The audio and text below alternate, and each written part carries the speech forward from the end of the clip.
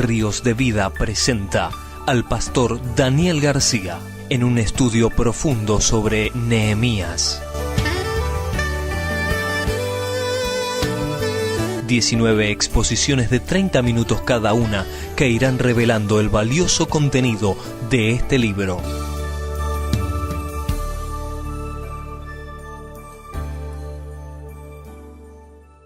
Capítulo 8 del libro de Nehemías, versículo 1. Entonces se juntó todo el pueblo como un solo hombre en la plaza que está delante de la puerta de las aguas, y dijeron al escriba Esdras que trajera el libro de la ley de Moisés, la cual Jehová había dado a Israel. El primer día del mes séptimo, el sacerdote Esdras trajo la ley delante de la congregación, así de hombres como de mujeres y de todos los que podían entender. Desde el alba hasta el mediodía leyó en el libro delante de la plaza que está delante de la puerta de las aguas, en presencia de hombres y mujeres y de todos los que podían entender. Y los oídos de todo el pueblo estaban atentos al libro de la ley. Y el escriba Esdras estaba sobre un estrado de madera que habían levantado para esta ocasión, y junto a él menciona el nombre de otros hermanos. Versículo 5. Abrió pues Esdras el libro ante los ojos de todo el pueblo, pues estaba más alto que todo el pueblo. Y cuando lo abrió, el pueblo entero estuvo atento. Bendijo entonces Esdras a Jehová, Dios grande, y todo el pueblo alzando sus manos respondió, amén, amén. Y se humillaron, adorando a Jehová, rostro en tierra. Los levitas, y menciona el nombre de los levitas acá, hacían entender al pueblo la ley, mientras el pueblo se mantenía atento en su lugar. Y leían claramente en el libro de la ley de Dios, y explicaban su sentido, de modo que entendieran la lectura. Entonces el gobernador Nehemías, el sacerdote y escriba Esdras y los levitas que hacían entender al pueblo, dijeron a todo el pueblo, hoy es día consagrado a Jehová, nuestro Dios. No os entristezcáis ni lloréis, pues todo el pueblo lloraba, oyendo las palabras de la ley. Luego les dijo, id, comed alimentos grasos, bebed vino dulce, enviad porciones a los que no tienen nada preparado, porque este es día consagrado a nuestro Señor. No os entristezcáis, porque el gozo de Jehová es vuestra fuerza. Vamos a dejar aquí nomás la lectura de la palabra del Señor. Pero el capítulo 8 nos da un pantallazo, el 9 también, el 10 también, ya lo vamos a ver, nos da un pantallazo de la vida espiritual de la nación, de la vida congregacional. Hasta aquí estuvimos viendo el tema de los muros con toda la significación que ello tenía, y estuvimos viendo los problemas de la reedificación de esos muros, la lucha que fue, el significado que tiene para nosotros, pero ahora nos da un pantallazo de la vida congregacional y la vida espiritual del pueblo de Dios en una reunión solemne que tiene todo el pueblo, que se ha congregado sin faltar nadie.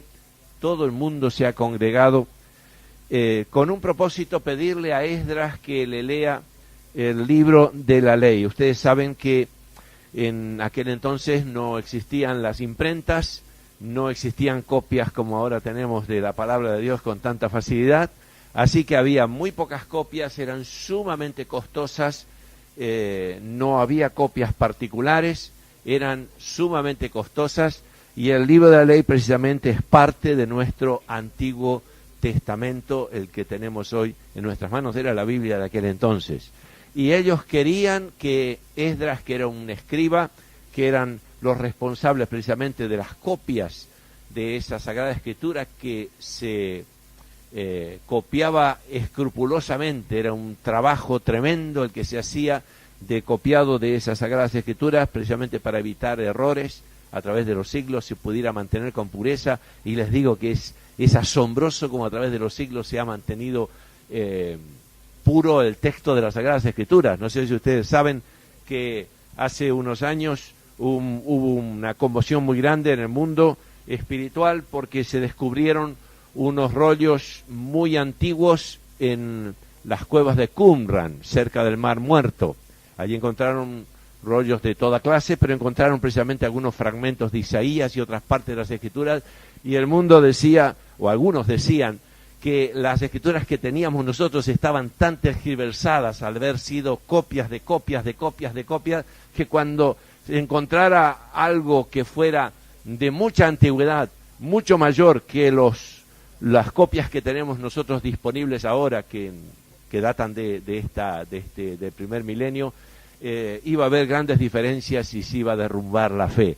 Para admiración de todos, encontraron que los fragmentos del libro de Isaías y otros fragmentos que encontraron, porque eran ya trozos, ya estaban hechos casi polvo, coincidían exactamente con la palabra que tenemos en nuestras manos. Esto fue una bomba, fue impresionante el impacto que hizo en todo el mundo descubrir que copias de muchos siglos antes que las copias originales, que las copias de copias que teníamos nosotros coincidían exactamente con la palabra que tenemos nosotros escrita hoy en el siglo XX, entrando casi al XXI.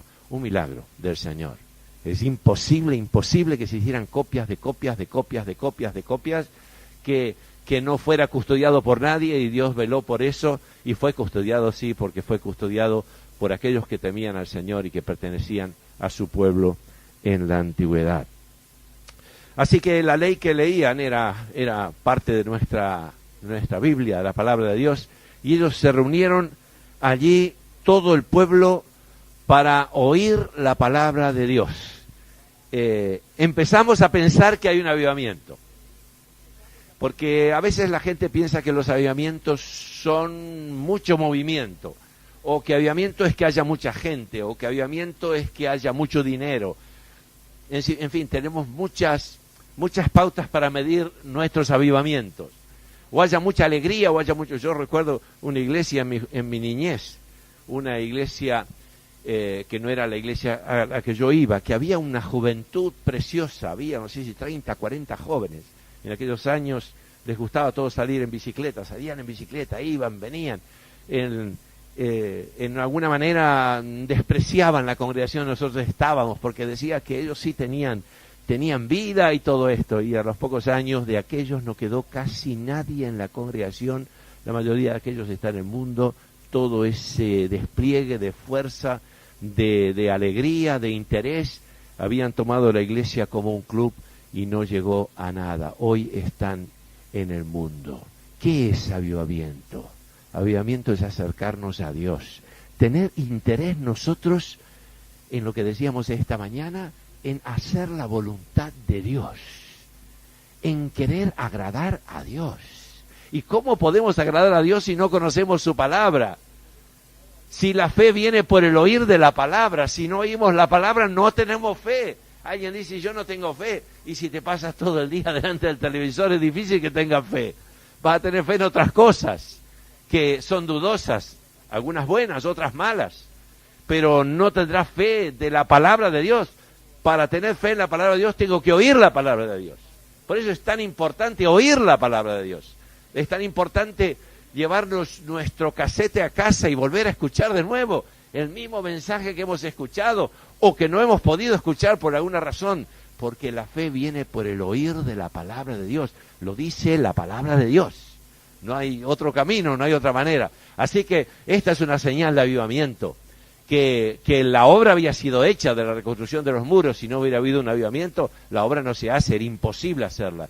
Pero la otra señal de avivamiento más fuerte todavía es que el pueblo quiere oír la palabra de Dios. Y mira, está del alba hasta el mediodía, son muchas horas oyendo la palabra de Dios. Pero es una señal inequívoca de que hay sed de Dios, hay ganas de obedecer a Dios, hay ganas de saber qué Dios quiere que hagamos, de querer saber qué está mal en mi vida. No sé si alguna vez le ocurrió pensar que hay cosas que en su vida están mal, o no, o está todo bien en su vida. Muchas veces orando al Señor o buscando su palabra, uno empieza a ver, hay cosas que no están bien en mi vida. Puede ser que nos consideremos unos grandes cristianos, que seamos una gente estupenda, pero cuando venimos al espejo de la palabra de Dios descubrimos que hay cosas que no están bien y si no también tienen que cambiar, porque si no cambian no vamos a agradar a Dios y nuestra vida será estéril y será sin fruto. Dice que lo primero que hace Esdras cuando abre la palabra, bendice al Señor. Qué bueno que es. Y todo el pueblo responde, amén, amén. Yo creo que se bendice al Señor, empezó a dar gracias a Dios y a bendecir su nombre. Hizo un pequeño culto o largo, yo no lo sé, porque aquí no tenemos descritos los detalles, pero pienso que empezó dando culto al Señor, alabando su nombre, reconociendo su soberanía. No estaba abriendo cualquier libro, no estaban practicando una religión, estaban acercándose a Dios. Y Esdras empieza a acercarse en oración, en alabanza y en bendición al nombre del Señor. Y el pueblo se ve que estaba unánime y dijo amén y amén, 2 veces amén, a esa expresión de alabanza y de gratitud al nombre del Señor. Pero también hay otra aclaración, dice que a medida que iban leyendo, los levitas explicaban, versículo 7, versículo 8, explicaban al pueblo la ley. Mientras estaba Esdras hablando, posiblemente dejaba lugar a que hubiera explicaciones adicionales, y algunos piensan que esas explicaciones eran traducciones, porque había habido un problema. La ley estaba escrita en hebreo. Sus originales, sus copias estaban escritas en hebreo. Y el pueblo, la mayoría, no conocía ya casi el hebreo. La mayoría de ellos había perdido el idioma cuando fueron llevados cautivos a Babilonia. Y a partir del tiempo en que el pueblo del Señor entró en Babilonia, empezó a hablar el arameo, que surge en estos tiempos allí en Babilonia. Y en adelante, el pueblo de Dios, el lenguaje común, el lenguaje de todos los días, el lenguaje de las familias, era el arameo. En días de nuestro Señor Jesucristo, el Señor hablaba el arameo, de esa manera se comunicaba, aunque seguramente conocía perfectamente el hebreo, como todo buen judío conocía perfectamente el hebreo. El lenguaje común, el lenguaje de la calle, era el arameo. Así que es muy probable que esto de que los levitas hacían entender al pueblo es que ellos en grupo se encargaban de ir traduciendo al arameo las palabras que estaban escuchando en el hebreo. Otros dicen que puede ser también que tenga otro significado, que era que estos levitas que estaban familiarizados con la palabra de Dios se encargaban de explicarle a la gente lo que la palabra de Dios significaba, que también es posible, las dos cosas son posibles, y quizá las dos cosas coexistían en el momento en que Esdras estaba predicando la palabra del Señor. Pero hay una cosa que quiero que consideremos por un momento especialmente hoy, y es que dice que los líderes tuvieron que hacer callar al pueblo porque comenzó a llorar. Una cosa que parece un poco rara, ¿no? Yo conozco a una hermana que dice que algunas veces cuando estaba en la reunión y escuchaba la palabra de Dios, ella se emocionaba o se ponía a llorar, y las demás hermanas le decían que estaba loca. ¿Cómo va a llorar por escuchar la palabra de Dios? Y la que está loca es la que le decía eso. Porque si la palabra de Dios no me hace nada, es mal asunto, es señal de que estoy endurecido. Si le damos la palabra de Dios a alguien afuera, generalmente no le hará nada, por lo menos en apariencia. Si el Señor lo quiere salvar, le hará. Pero normalmente a un incrédulo que no le interesan las cosas de Dios, le podemos hablar en el lenguaje celestial, con lenguas humanas y angélicas, como sea, que no le va a hacer mella, porque tiene su corazón cerrado, no quiere oír la palabra. Muchas veces a pesar de saber que es la palabra de Dios, no la quiere oír porque sabe que tiene que cambiar cosas en su vida. Y si deja entrar la palabra, entra Cristo. Y si entra Cristo, tiene que cambiar. Entonces mejor no oír nada. Y ahí está endurecido, está en sus 13, escucha pero no escucha, no quiere moverse de su sitio. Menos mal que algunas veces y muchas veces Dios viene por fin y te quebranta y toda la resistencia que había se deshace. Precisamente el pastor Osvaldo me estaba contando en el pueblo donde él está que uno de sus hijos habló con un compañero que estaban estudiando música y le habló del Señor. Y le empezó a decir, mira que tu vida es una vida que tiene que arreglarse con Dios, estás en pecado, tus pecados te van a llevar a la destrucción. Y el individuo se le enojó y le dijo, ¿qué pecado ni pecado? Si soy una persona que no he hecho mal a nadie, ¿qué me vienes con eso? Y lo mandó de paseo. Y el resultado fue que después ya no iba más a la misma parada del autobús, para no encontrarlo, y ya no podía hablar más con él. Y bueno, pasaron meses así. Pero se ve que la palabra estaba trabajando en el corazón de ese muchacho. Qué pecado ni pecado, qué pecado ni pecado. Pero empezó la palabra a trabajar en el corazón. Y un día el otro hermano, el otro hijo del pastor Osvaldo, le volvió a hablar. No sé si sabía o no sabía que ya le había hablado a su hermano. Y se entregó a Cristo. Y reconoció sus pecados. Y ahora dice que va a las reuniones, y en las reuniones se pone a llorar cuando siente la presencia del Señor. ¿Cómo cambió la vida? ¿Cómo cambió la vida? ¡Aleluya! ¡Aleluya! Mis hermanos, la palabra de Dios quebranta, dice la Biblia. Y alguno dirá, ¿y eso qué es? Bueno, eso es lo que tiene que conocer, lo que es el quebranto de corazón.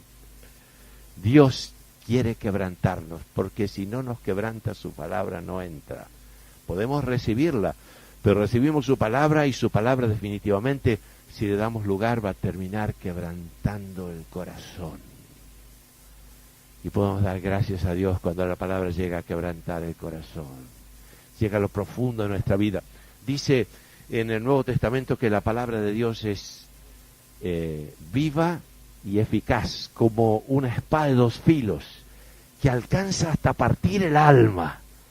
Y dice, y penetra y discierne los pensamientos y las intenciones del corazón. Y alcanza hasta partir el alma. Una cosa que nosotros no podemos dividir, el alma del espíritu, nosotros no la podemos dividir. Nuestra mente de nuestro corazón, a veces no podemos dividirla. Llega la palabra y divide, y uno percibe, cuando escucha la palabra de Dios, percibe la diferencia entre lo que es mental, lo que es natural, y lo que es espiritual. Y llega, dice, hasta los huesos. Aleluya. La palabra de Dios, la palabra de Dios, cuando le damos lugar. Hay una parábola en la Biblia del buen sembrador. Ustedes saben que sembrando, dice, una parte de la semilla cayó junto al camino, y vinieron las aves de los cielos y se la comieron, y otra parte cayó en buena tierra. Ahora, la parte que cayó en buena tierra no necesariamente es porque en el momento de escuchar nos produce un quebrantamiento terrible y todo eso. No. Pero la cosa es la siguiente: la semilla que cayó junto al camino es una semilla que ha quedado fuera del corazón, que hemos recibido la palabra, pero no en nuestro corazón, porque tenemos nuestro corazón cerrado, no queremos hacer la palabra de Dios. ¿Entiende de lo que digo? Al no querer hacer la palabra de Dios, al no querer obedecer, por miedo, porque estamos en nuestros 13, porque tenemos miedo a Dios, porque no lo conocemos, por tantas cosas que nos suceden, al no querer hacer la palabra de Dios, la semilla queda afuera, y vienen las aves de los cielos y se la llevan. Y no quedó nada. Escuché la palabra de Dios, entró por un oído y salió por el otro, no quedó nada. Porque viene el malo, dice, y arrebata la semilla y se la lleva. Pero aquellos otros que reciben la palabra son los que escuchan con corazón bueno y recto. Y normalmente es imposible que esa palabra en el momento haga todo el efecto. Normalmente la palabra de Dios es sembrada, pero como la recibimos en nuestro corazón, somos conscientes que nosotros no podemos, somos conscientes que no hay fuerzas en nosotros, somos conscientes que nos va a producir mucho dolor, pero decimos, Señor, aunque al presente me cause dolor, tu voluntad, mi placer, quiero recibir tu palabra, recibo su palabra, y esa palabra hace la obra de Dios. ¿Sabe cómo hace la obra de Dios la palabra? Dice, como se forman los huesos en el vientre de la mujer que está criando, así dice, así es la voluntad de Dios en el corazón del hombre. Nosotros no nos damos cuenta cómo la va haciendo, pero Dios la hace por el Espíritu Santo y por el poder de su palabra. No es un asunto de, ¿y quién la va a hacer? La va a hacer el Espíritu Santo. Yo tengo que recibirla. Mi parte es recibir la palabra. Es, aunque la reciba de mala gana, aunque tenga problemas, aunque reciba con dificultades, pero recibir la palabra. Porque la palabra es poderosa. Dice la Escritura misma que la palabra es poderosa para salvarnos, para obrar, para producir la voluntad de Dios, para hacer el milagro en nuestro corazón y para terminar de quebrantarnos. Mis hermanos, el más bonito de nosotros es más duro de lo que uno se piensa, ¿eh? Si alguien piensa, no, yo soy muy sentimental. Sí, sentimental es una cosa, espiritual es otra cosa. A veces la gente sentimental que se emociona por cualquier cosa no recibe la palabra de Dios. Y hay gente dura, que recibe la palabra de Dios y es quebrantada por esa palabra de Dios. No se trata de ser sentimental, no se trata de que le gusten las flores o no le gusten las flores. No. Se trata de apetecer la palabra de Dios, de querer hacer la voluntad de Dios, de querer obedecer al Señor. Y esa palabra produce una transformación en nuestras vidas. Fíjense que lo único que hacían es estar dando la palabra, Esdras quizás explicándola, los levitas ayudando a todos los demás, lo único que hacían, y la gente empezó a llorar. Ahora sí les digo, hay avivamiento. Aleluya. La gente está llorando no de pena, ni porque le pide una cosa a Dios, sino llora porque recibe la palabra, y cuando la palabra penetra es tremendo, Dios entra. Dios y su palabra es una sola cosa. Cuando entra la palabra, entra Dios. Ahí a lugares donde no había entrado nunca, que estaban oscuros, cerrados, que no dejábamos abrir, ahí dejamos entrar la palabra de Dios. Y quebranta el corazón. Y dice que fue impresionante porque todo el mundo empezó a llorar. Terrible aquella cosa, todo el mundo llorando. Y tuvieron que apaciguarlos, posiblemente después de haber llorado un buen tiempo, para que no se agobiaran, para que no fuera demasiado, para que el enemigo no ganara con sus maquinaciones, para que ese llanto que era bueno, que había producido la palabra de Dios en la vida de ellos, que por fin era quebrantada, no terminara siendo usado por el enemigo para frustrarlos. Entonces empezaron los líderes a decir, ahora a consolarse, porque el gozo del Señor será vuestra fuerza. ¿Y cómo puedo estar contento si estoy llorando? Es que si lloras por una cosa de la tierra, no puedes estar contento. Pero si lloras porque Dios te ha quebrantado, eso mismo trae un gozo impresionante en el corazón. Porque es el Espíritu Santo que ha llegado a lo profundo de nuestra vida. Aleluya, bendito sea su nombre. El gozo del Señor será vuestra fortaleza. Habéis llorado, muy bien llorado. Cuando veas a alguien que está quebrantado por la palabra de Dios, déjalo, no lo toques, órale para que el Señor siga quebrantándole hasta la médula, hasta lo profundo. Pero luego que sepa que el gozo del Señor será su fuerza. No andes por la calle llorando todos los días. No, ve por la calle llena de gozo. Dios ha venido a mi vida. Dios está conmigo. ¿Qué más quiero? ¿Qué más quiero? ¿Qué otra cosa quiero? Si Dios ha venido a mi vida y el gozo del Señor será vuestra fortaleza. Bendito sea su nombre. Amén.